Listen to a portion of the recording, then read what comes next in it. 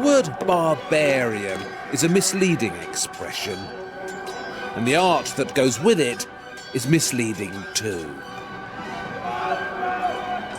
This picture was painted in 1890 by an arrogant French painter called Joseph Noël Sylvestre.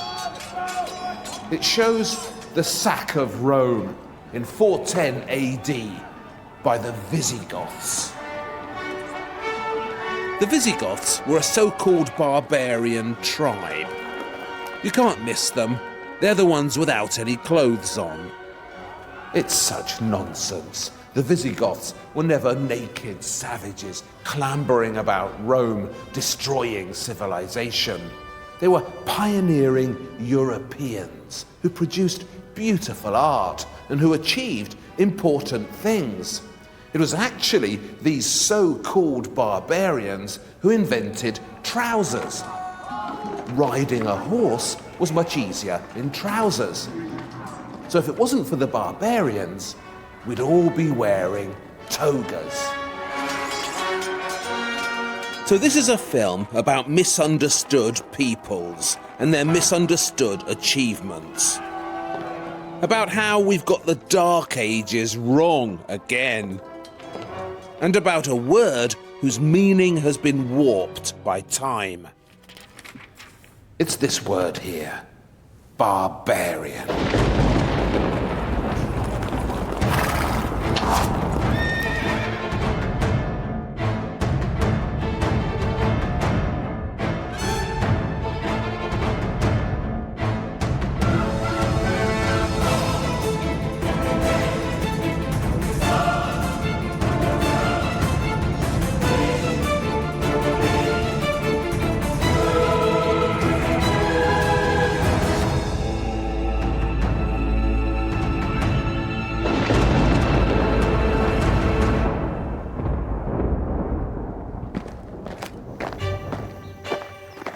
The Dark Ages go roughly from the 4th century to roughly the 11th. And I've been looking at the art made in these years, trying to convince you that it wasn't dark at all. In this film, I'll be leaping to the defence of the so-called barbarians.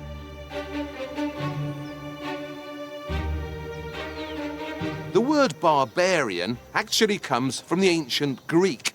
Its original meaning was someone whose language you can't understand, a foreigner.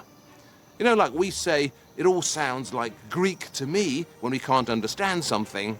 Well, the Greeks said, it all sounds like bar, bar, bar. So it was an onomatopoeic word. Anyone who spoke a funny foreign language was a barbarian. The same word, barbara, can be found in Sanskrit, the ancient language of India, where it means gibberish or stammering. And if you're actually called Barbara, like Barbara Windsor or Barbara Streisand, then I'm afraid your name means barbarian woman. And you, madame, are particularly in touch with your barbarian self. When the Romans took over the word, it came to mean anybody, anywhere who wasn't a Roman. So, the Persians were barbarians, the Indians, the Chinese, the entire non-Roman world.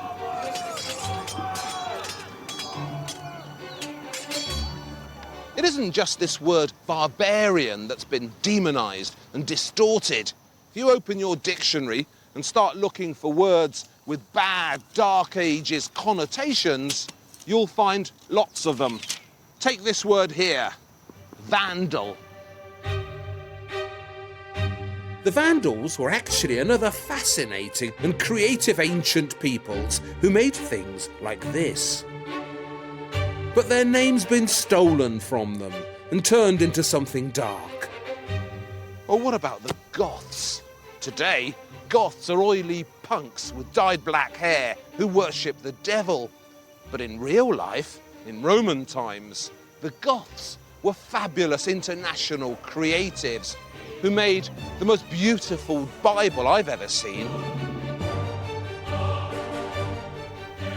But the worst of these so-called barbarians, these forgotten ancient peoples whose reputation has been trashed by the Romans, the very worst of them were the Huns.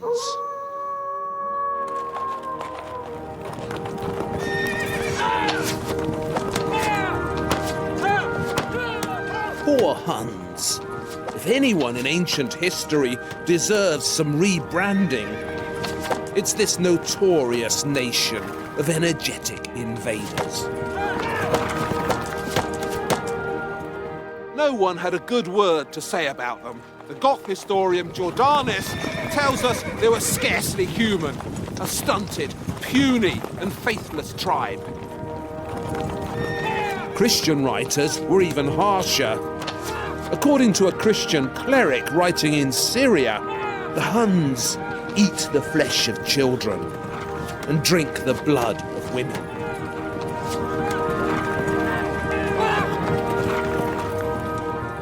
It's like reading a bad airport paperback. The Christians were determined to demonize all pagans, and they were particularly determined to demonize the Huns. So we can't trust the Christian clerics.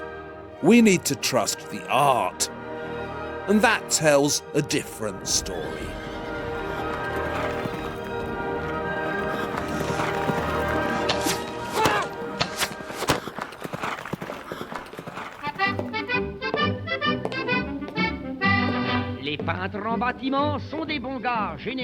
In the First World War, the British began calling the Germans Huns. It was the worst insult they could think of, but also very bad geography, because the Huns were not from Germany. Exactly where they came from is one of the big mysteries of the Dark Ages. Nobody knows for sure. But it was somewhere out here in the Eurasian steppe, somewhere far away and different. The first record of the Huns in Europe dates from around 376 AD, when a group of retreating Goths turned up here on the banks of the Danube and begged the Romans to take them in. The fleeing Goths had been pushed out of their lands by a nation of nomads coming in from the east. A fighting tribe of whom everyone was scared. Huns were fierce warriors, there's no denying that, but not all the time. Like all nomads, they lived a precarious travelling existence and moved around in small family groups of menfolk, women and goats. The default lifestyle of the Huns was a tinkerish domesticity. And among the splendid Hunic objects they've left behind, the defining ones are these battered Hunic cauldrons, preserved in the museum in Budapest.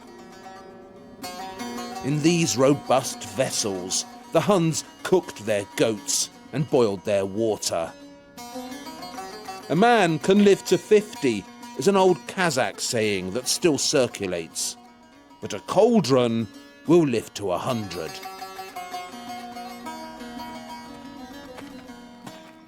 Something else we know about the Huns is that they loved gold. Oh, how the Huns loved gold. The Hunic graves that have been dug up, the buried caches of treasure and valuables, reveal such a deep and instinctive passion for treasure. These days, we've lost sight of gold's crazy, hypnotic power, and that special relationship it enjoys with the sun. The Incas called it the sweat of the gods. And in the Dark Ages, gold was a substance with a magical presence. And the Huns loved it in a visceral and unbalanced way. In my book, that's a good reason to love them back.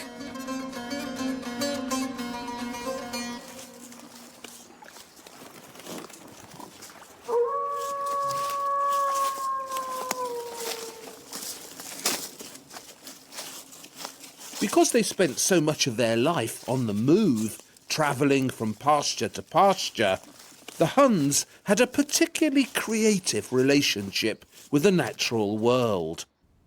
Hun treasure is dominated by exquisite animal forms.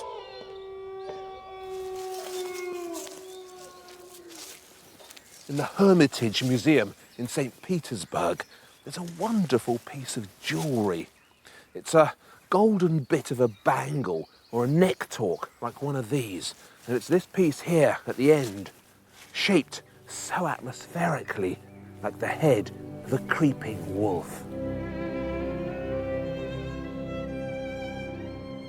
This is gold that nurses an intense symbolic ambition to commune with the natural world, to speak to it and steal some of its power, to steal the power of the wolf.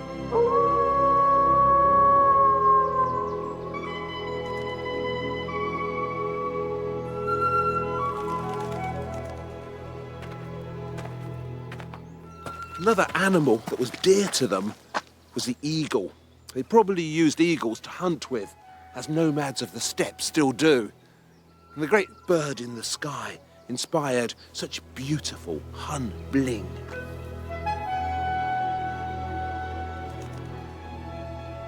Eagles have a special significance for the Hun. They were ready-made symbols of power and beauty combined. And right across the barbarian world, these garnet-studded eagle brooches became noticeably popular. This powerful new relationship to the natural world was one of the great barbarian contributions to civilization. And then, of course, there was the magnificent Hunic horse art. The Hun depended on their horses totally, and they loved them deeply. So, of course, they made sure their horses looked suitably splendid too.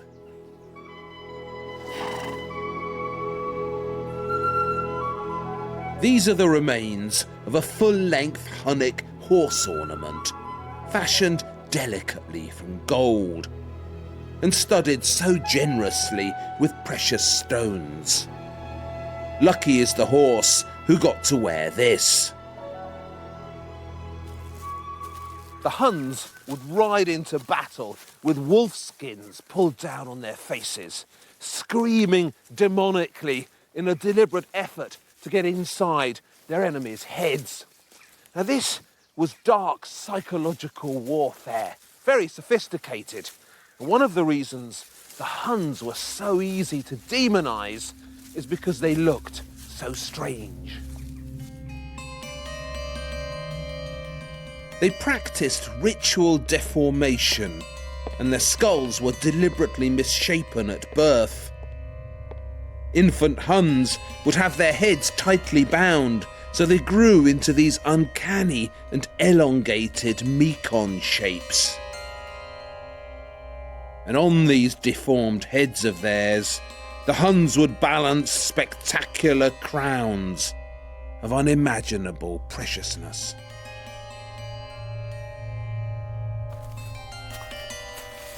So the big question is, where did the Huns get their gold? They were nomads, not miners. And although they were busy tradesmen, you'd need to trade an awful lot of goat skins for the amount of gold left behind by the Huns. They didn't trade for it. The Huns got their gold more directly, straight from the Romans. Because their bows were so lethal and their horsemen so skilled, the Huns were soon operating a protection racket across most of the Roman Empire. What they'd do is invade somewhere, or threaten to invade somewhere, and then demand large quantities of gold to go away again. The Romans, cowardly diplomats that they were, preferred to pay them than to fight them. And by the time the Hunic Empire was at its largest extent, the Huns were receiving £2,500 of gold coins from the Romans every year. £2,500 of gold every year to melt down and turn into art. A few tribes of nomads raiding along these Roman borders could never have pressurized the Romans into giving up these enormous quantities of gold. So we need to forget this image of the Huns as a tribal horde sweeping across Europe, because they were something much more sophisticated than that. This is a map of the Hunic Empire under Attila. It's the bits in orange. And just look at the size of it. All this was Hunic. This wasn't a bunch of nomads on the make. This was a rival empire, a new superpower of the Dark Ages, turned up to take on the Romans. I've kept Attila back, because the moment you mention him, the story of the Huns takes on a satanic glint. All the Huns were demonized by history, but Attila was demonized most of all. The exciting thing is we actually know a lot about him. A Roman diplomat called Priscus was sent on one of these diplomatic missions to negotiate with the Huns, and he's left behind a vivid account of his journey. And this gentleman here is building a replica of Attila's palace on the actual site on which he thinks it actually stood. So János, when did you first become interested in Attila? I bought this land 20 years ago to breed horses. That was when we came across the history of this site. Priscus, the Byzantine ambassador, visited Attila in 450 AD and describes how he found his way here. And he definitely identified this place as the site of Attila's palace. That's why we'd like to erect a memorial to him here, by constructing a wooden palace. János's palace will be created in timber, exactly as Priscus describes. It's shaped like a giant nomad's tent, a kind of glorified yurt, with two wooden towers rising cockily at the front. Priscus tells us that when he arrived, he was treated to an enormous banquet served on silver plates. And a procession of young women dressed in white veils came out to sing for him. Attila himself was simply dressed and ate nothing but meat on a wooden platter, while the guests were given goblets of gold and silver. What does Attila mean to the Hungarian people? Because for a lot of people in Europe, he has a very bad reputation, but not here. In Hungary, he seems to be thought of more as a hero. When people say Attila was a barbarian, that's something I reject. It's not something I believe. He spoke 8 languages by the age of 15 and laid Europe at his feet. Someone unintelligent, a barbarian, could not have done the things that Attila did. Only someone blessed with special talents. Did Attila's palace really look like this? I very much doubt it. But neither do I think János's fantasy is more misleading than all the other Hun fantasies about satanic hordes sweeping through Europe.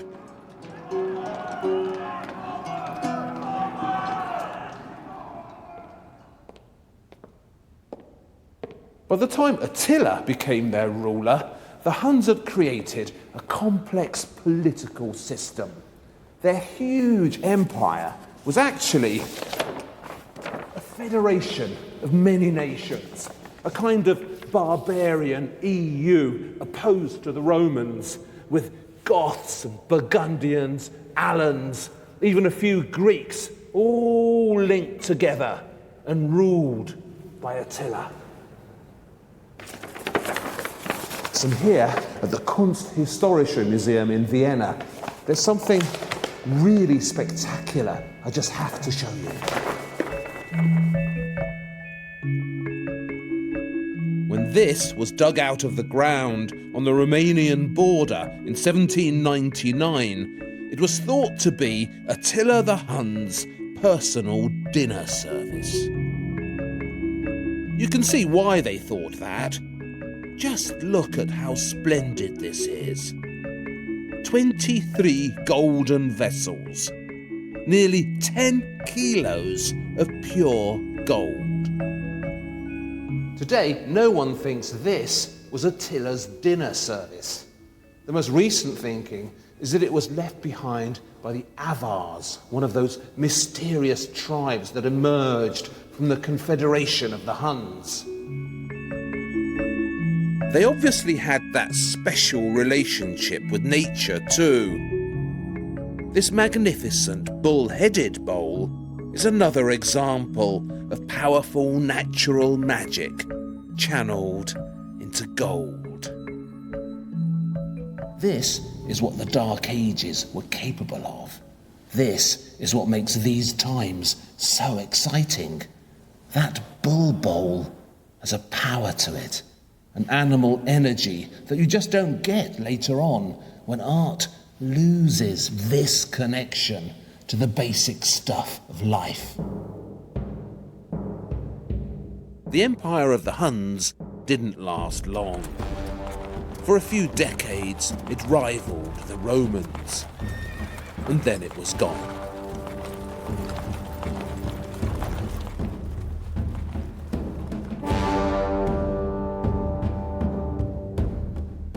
Attila, the glue that held it all together, had a taste for young brides.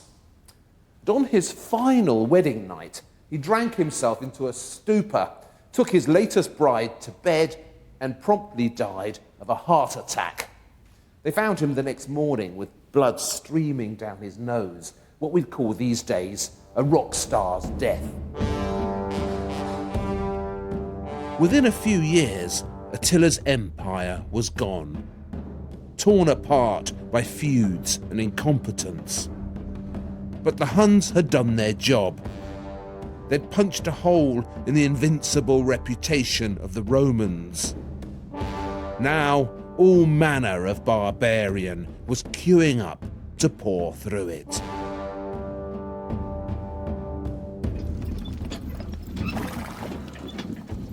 When we think of the barbarians, we think of hordes of bellicose warriors storming across the plains to attack Rome.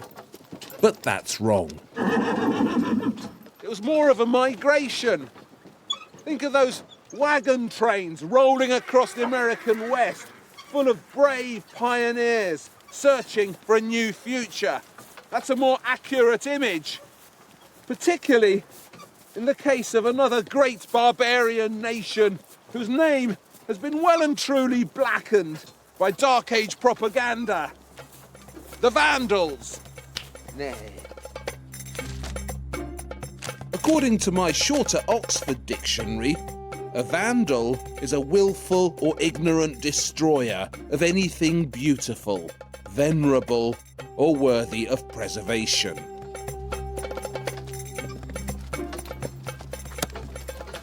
That's what it meant in 1663, but it shouldn't be what it means today. The story of the Vandals is actually rather poignant. They were basically a nation of Germanic farmers living peacefully in Central Europe until the Huns pushed them out. For a while, they ended up here in Spain until a group of Goths pushed them out of there as well. And the poor old Vandals had to move on again to here, North Africa.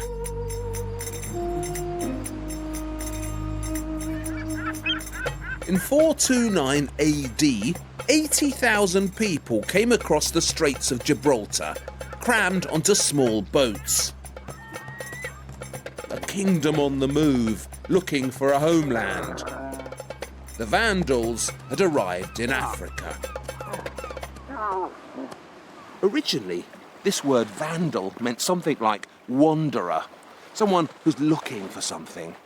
It comes from the same Germanic root as the English word to wend, as in I was wending my way home from work. And the Vandals were great wenders and great wanderers.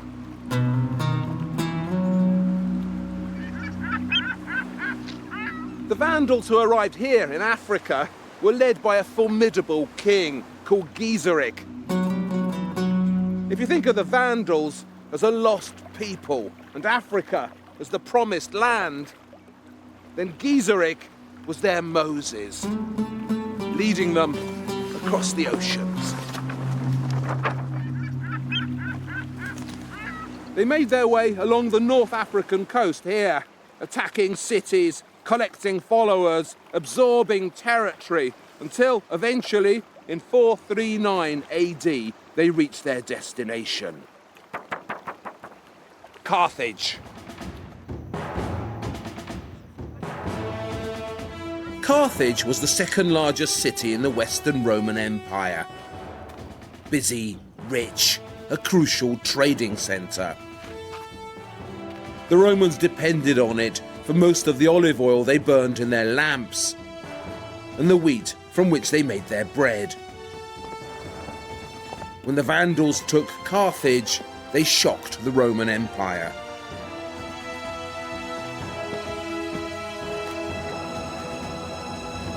The capture of Carthage was surprisingly peaceful.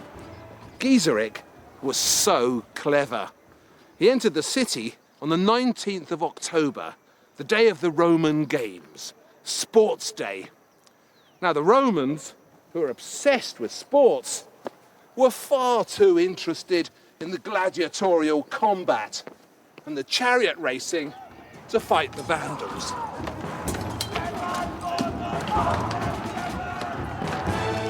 Thus Genseric and his Vandal army strolled into the second largest city of the Western Roman Empire, took control of it and stayed there for the next century.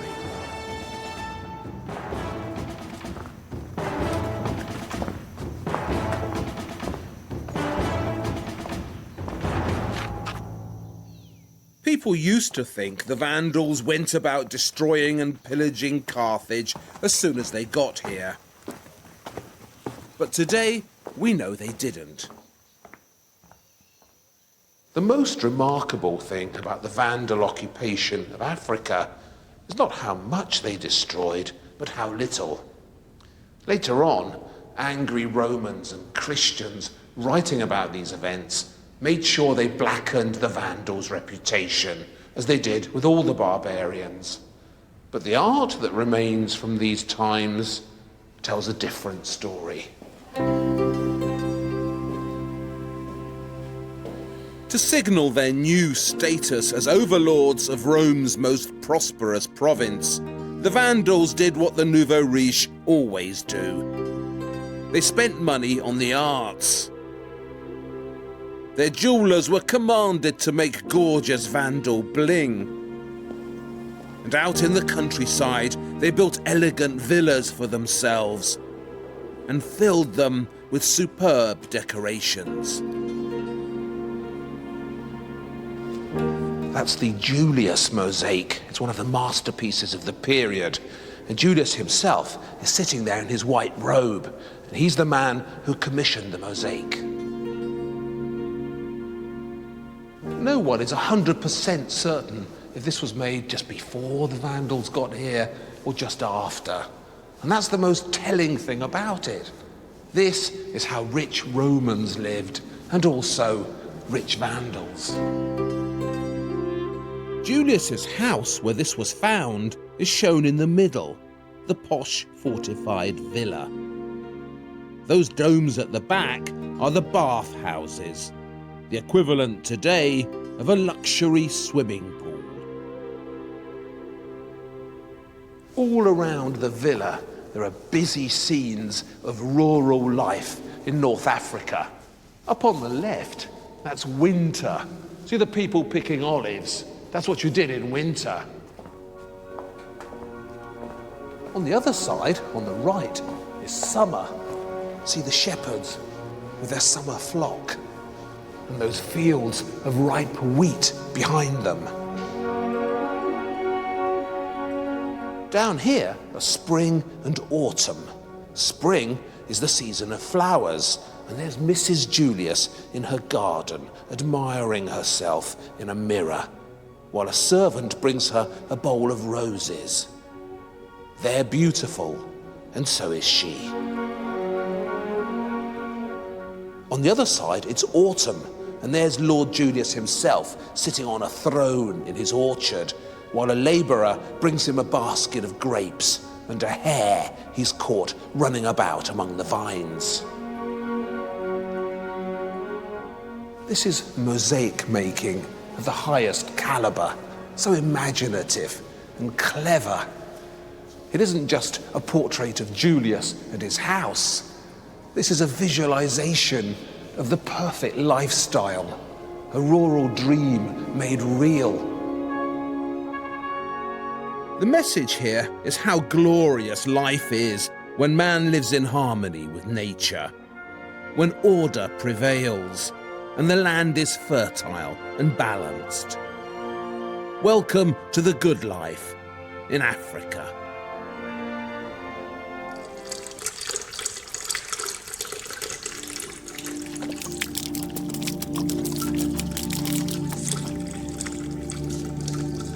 Instead of knocking down Carthage, the Vandals set about making it more homely. They put small houses in the huge Roman clearings. And, famously, an ambitious new bathhouse was built here by the art-loving Vandal king, Thrasamund.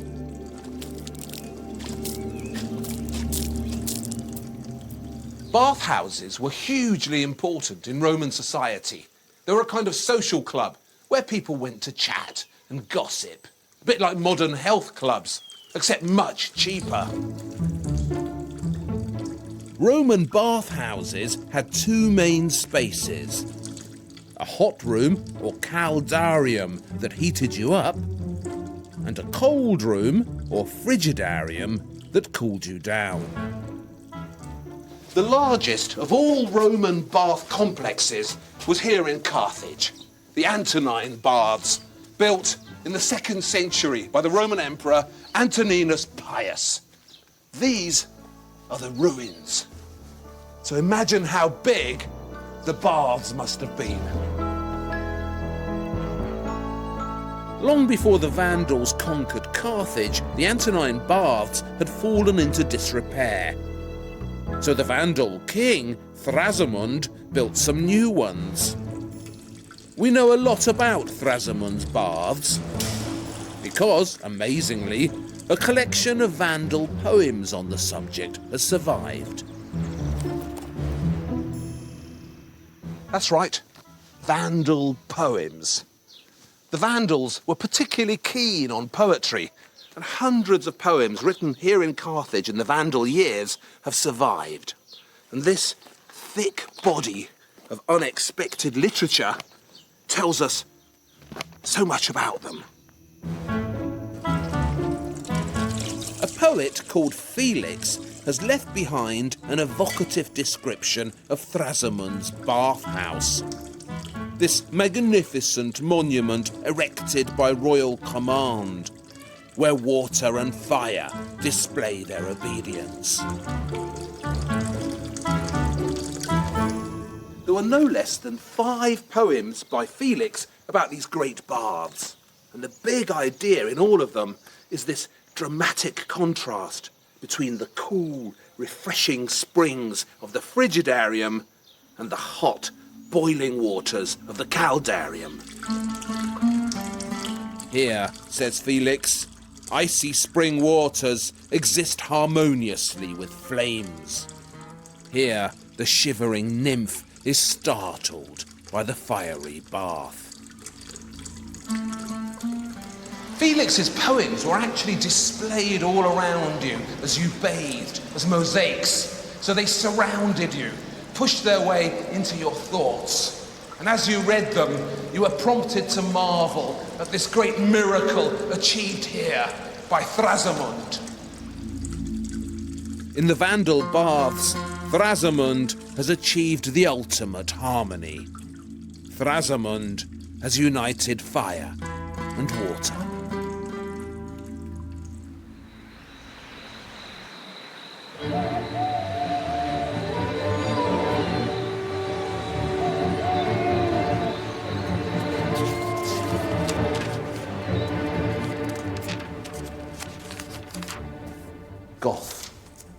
Goth. Oh yeah, Gothic.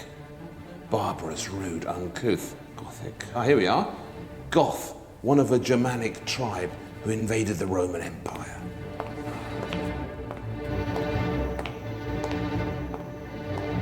In the lexicon of hate spawned by the Dark Ages, a special place is set aside for the Goths. The Dark Ages are full of nasties, but the Goths are particularly spooky.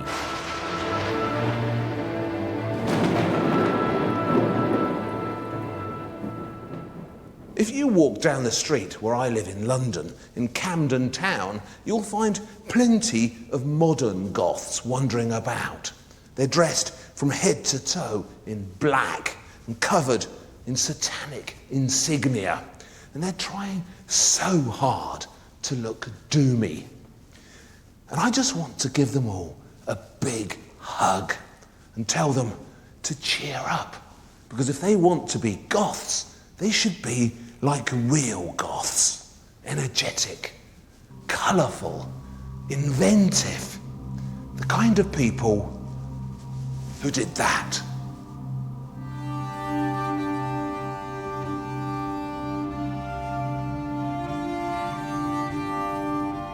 Stunning, isn't it? I love the way the mosaic sparkles with all that gold and throws light all round the dome. It's so exciting.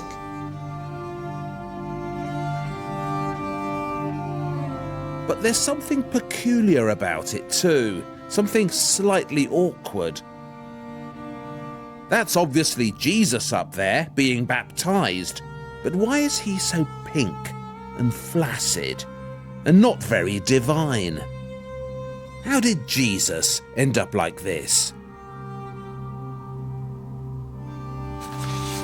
Originally, the Goths came from up here, the Baltic coast. They were farmers, successful farmers.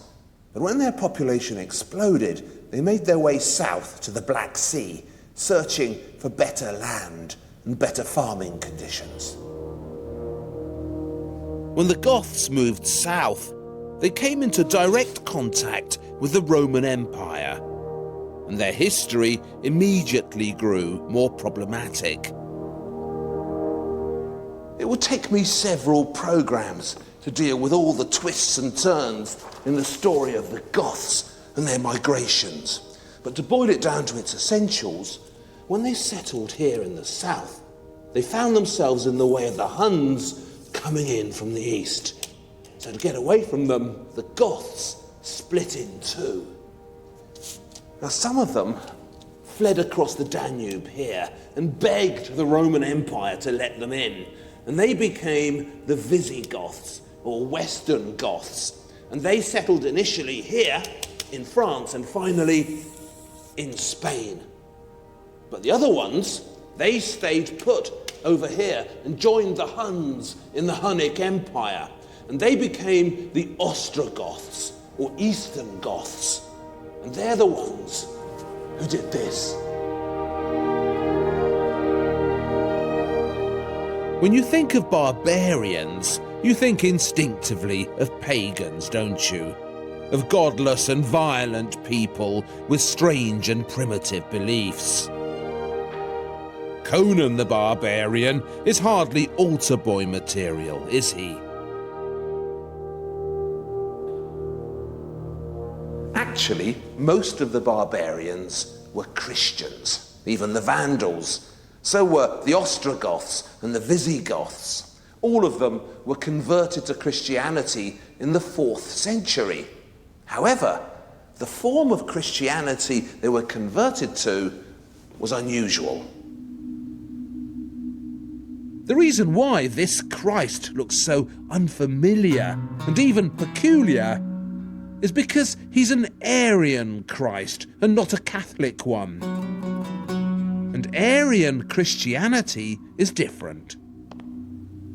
Arianism was a Christian heresy, a different form of Christianity, proposed by a priest called Arius in Alexandria, in Egypt, in the 4th century. From there, it spread across the Roman Empire, and then out among the barbarians. The Arians believed that Jesus was different from God. He was divine, yes, but less so. The Catholics believed that God and Jesus, Father and Son, were equal, two different forms of the same great divinity. But the Arians disagreed. For them, God the Father was the one true God. He was the God at the top, and Jesus, his Son, was below him. And that's why the Jesus up here in the baptistry mosaic looks so wimpish. This is a Jesus who's more like the rest of us. Less divine, more human. Perhaps that's why the barbarians preferred him. He's less imperial and more like them.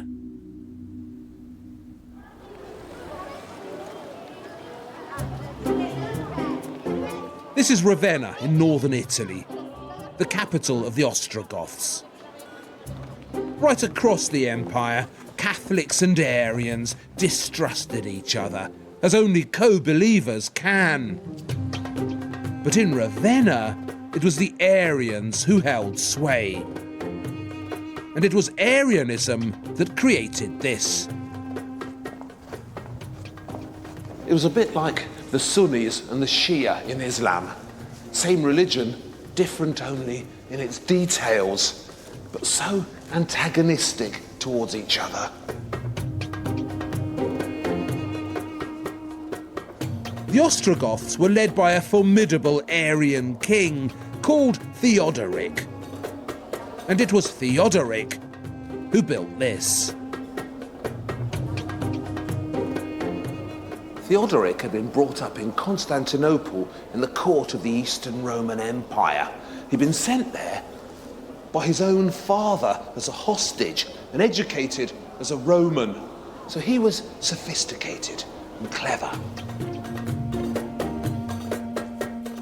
Having gained the trust of the Roman Emperor Zeno in Constantinople, Theodoric persuaded Zeno to let him come to Italy and reconquer it from another Germanic despot called Odoacer. Theodoric invited Odoacer to a banquet in his honor, and there he murdered him with his bare hands, or so they say, and thus Theodoric made himself ruler of all Italy, based here in Ravenna. Under the Ostrogoths, Ravenna thrived as never before. This is the great Basilica of San Apollinaire that Theodoric built early in the 6th century, and then filled with this spectacular parade of mosaics. Up on the ceiling, a baby-faced Arian Christ performs such a lively set of miracles, raising Lazarus from the dead, conjuring up miraculous fish. So up there is the story of the young Jesus performing his miracles. And on the other side, over there, the other end of the story, Christ's terrible death and resurrection, the Last Supper. the kiss of Judas.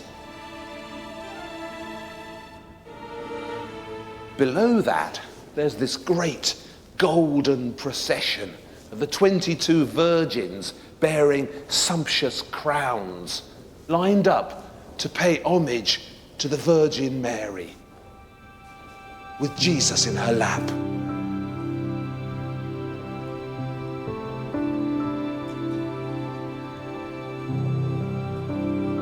On the other side, in a kind of Aryan call and response, the 26 martyrs, dressed more simply in white and advancing in a mighty procession towards the enthroned Jesus. What marvellous religious theatre this is. What vivid and exciting mosaics. And all you pretend Goths in Camden, if you're watching, the real Goths made this.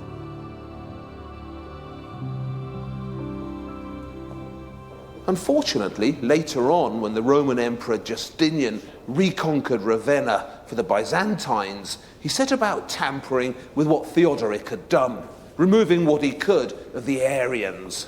So see this portrait here? That's actually Theodoric, but Justinian has taken over his identity and he's pretending to be him.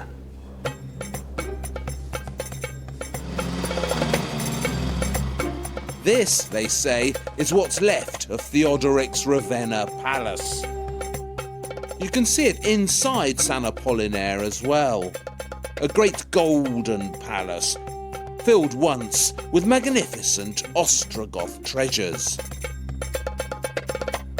There's a museum in Romania, in Bucharest, that's bursting with this Ostrogoth bling. And personally, I'd be happy to put on some shades and just stare at it for the next few days.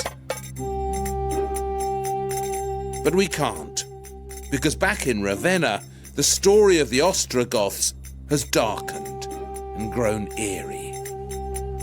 When Justinian conquered Ravenna, he had all signs of Theodoric and the Ostrogoths removed. And the great mosaic palace is now a ghost town with no one in it. Though if you look very carefully, you can still make out a few of the bodiless Ostrogoth hands that remain.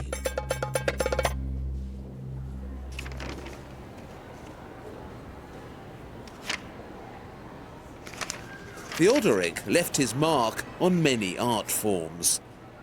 But the one that surprises me most is this totally unexpected piece of Dark Age literature. The Silver Bible is a Gothic gospel book written in Gothic with a Gothic alphabet. It was written in northern Italy, probably in Ravenna, and probably for the Ostrogothic king Theodoric the Great. In the beginning of the 6th century. Most people imagine that what used to be called the barbarian tribes, such as the Goths, didn't have a literature, but this of course is written in the Gothic language. Yes, and that's very remarkable because we don't know anything about the other Germanic languages, but the Gothic languages is preserved in this manuscript. It's very beautiful to look at. It's got these lovely purple pages with the silver writing on it. Yes, it's the imperial color, the purple color. And Theodoric the Great, he got the permission from the East Roman Emperor to use this purple color. And he behaved and acted like a Roman emperor.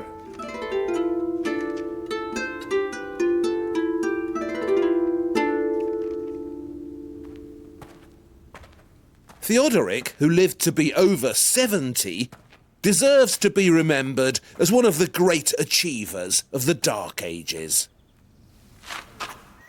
This is where he was buried, his mausoleum in Ravenna. And I can't think of another building anywhere that looks anything like this. What eerie and inventive architecture.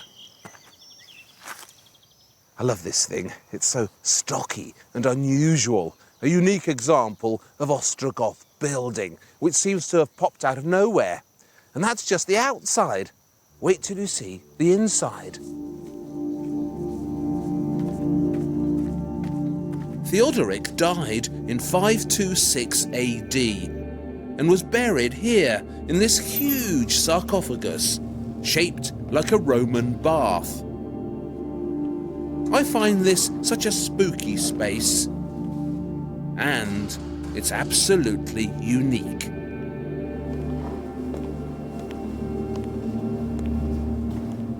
That roof is made from a single piece of Istrian stone.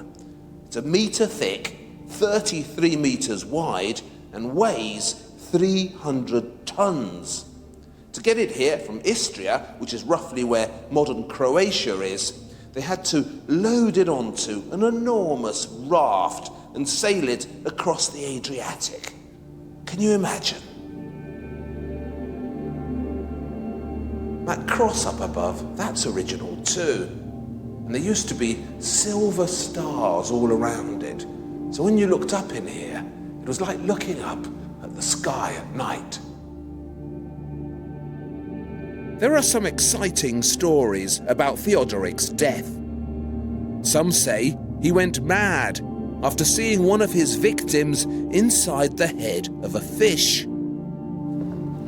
Others say he was thrown from a volcano. One thing's certain, the Ostrogoth Empire he created collapsed quickly after his death. Justinian reclaimed Ravenna. The Ostrogoth era was over. So that's the end of the Ostrogoths. But what about the Visigoths, or Western Goths? The Goths in Spain over here. What happened to them, you might be thinking? And what did they achieve? Well, rather a lot, as it happens.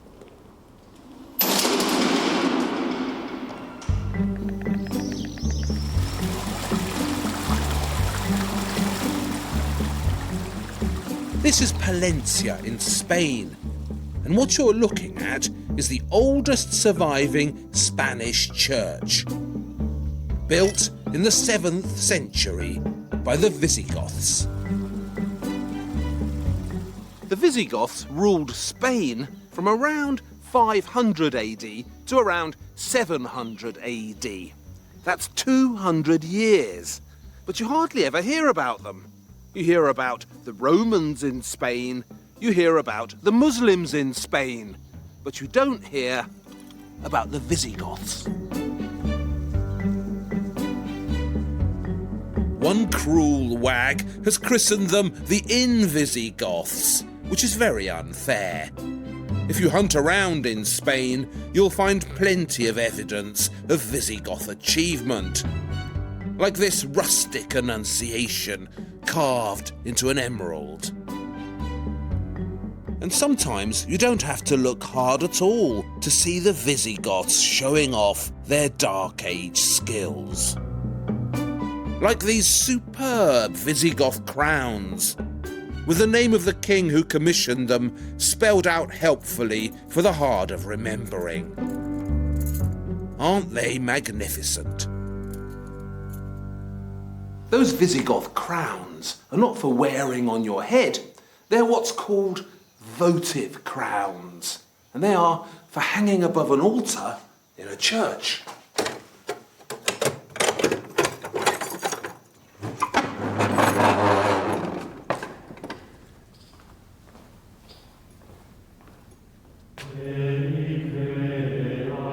Like the Ostrogoths, the Visigoths were originally Arians. But here in Spain, they were surrounded by Roman Catholics and quickly adopted the Romanic version of Christianity. And that's when they built these exciting and inventive Visigoth churches.